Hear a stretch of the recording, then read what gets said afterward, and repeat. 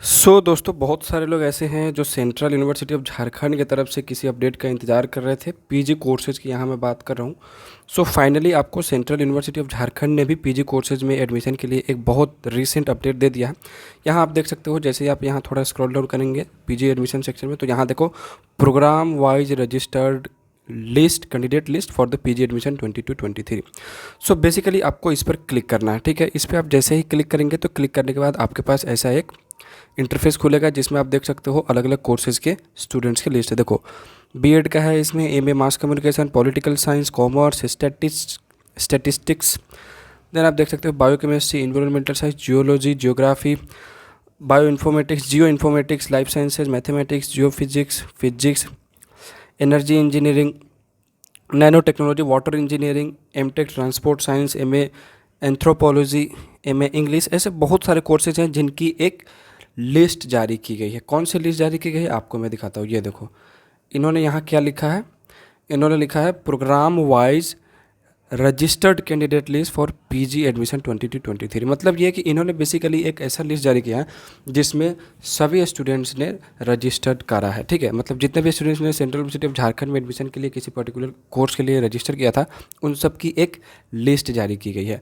अब मैं इसको मेरिट लिस्ट क्यों कह रहा हूँ, इसको हम लोग समझ लेते हैं। इसको मैं आपको बता रहा हूँ। जैसे मान के चलो मैं एमकॉम को खोलता हूँ। ठीक है, तो एमकॉम आपको सबसे पहले डाउनलोड कर लेना है। डाउनलोड करने के बाद आप देख सकते हो ये 18 तारीख का अपडेट है। और इसमें देखो आप, मैं दिखा रहा हूँ। जैसे देखो सबसे एक नंबर पे किसका नाम है, विनीता रानी, ओबीसी नॉन क्रीमी लेयर से हैं ये, और इनका जो नंबर ऑफ मार्क्स है वो 207 है। मतलब ये कि सबसे ज़्यादा मार्क्स इसी लड़की के हैं, 207। ठीक है ना। देन 205, इस तरह से नीचे आपको स्क्रॉल डाउन करते जाना है। तो इससे आपको क्या पता चल रहा है, ये कि ये मेरिट वाइज ही नाम दिया गया है। ठीक है ना। जितने भी स्टूडेंट्स हैं, जैसे मान लो नंबर ऑफ स्टूडेंट्स इसमें 30 हैं, तो इसमें जितने भी स्टूडेंट्स हैं उन सबको मेरिट वाइज नाम दिया गया है। ठीक है, जैसे आप देख सकते हो 30 नंबर तक का भी नाम आया है। ठीक है, इसी तरह से अगर मैं किसी और कोर्स का खोलता हूँ, जैसे मान के चलो मैथमेटिक्स का मैं खोल लूँ। ठीक है, एमएससी मैथमेटिक्स। तो मैथमेटिक्स में आप देखेंगे कि टोटल नंबर जो फर्स्ट रैंक होल्डर था उसका है 226, यानी 226, 226 है। कौन है ये, अर्ची सिन्हा। देन आप नीचे जैसे स्क्रॉल डाउन करेंगे तो ये नंबर आपको घटता चला जाएगा, और नंबर ऑफ स्टूडेंट्स जो है टोटल वो है 235।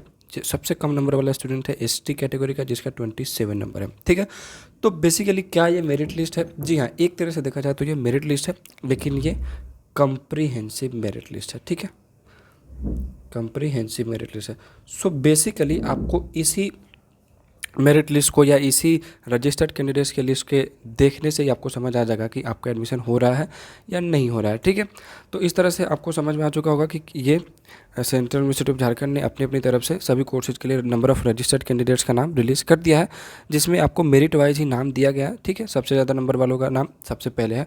तो इस तरह से अब आपको पेमेंट का प्रोसीजर शुरू होगा। मान के चलो जिनका नाम किसी भी स्टेज पे है, ये चाहे वो 116 नंबर पे हो, 119, 120, जिस भी नंबर पे है, नंबर ऑफ़ सीट्स के 2 गुना या 3 मल्टीप्लाई स्टूडेंट्स अगर आप नाम आ रहा है आपका, देन आपके चांसेस है कि एडमिशन हो जाएगा। जैसे मान लो अगर किसी कोर्स में 30 सीट्स हैं, ठीक है ना, 30, तो 60 या 70 इस तरह से अगर आपका नंबर आ रहा है मेरिट पे, तो हो सकता है कि आपका एडमिशन होने के चांसेस वहाँ भी है, क्योंकि बहुत सारे स्टूडेंट्स एडमिशन नहीं लेंगे, कैंसिल करेंगे, बहुत सारे अलग अलग रीज़न हैं। ठीक है, तो इस तरह से मेरिट लिस्ट आ चुकी है सेंट्रल यूनिवर्सिटी ऑफ झारखंड के तरफ से। इसी बारे में इस वीडियो में मैंने आपसे बात करा है, इसी बारे में हम बात करने आए थे।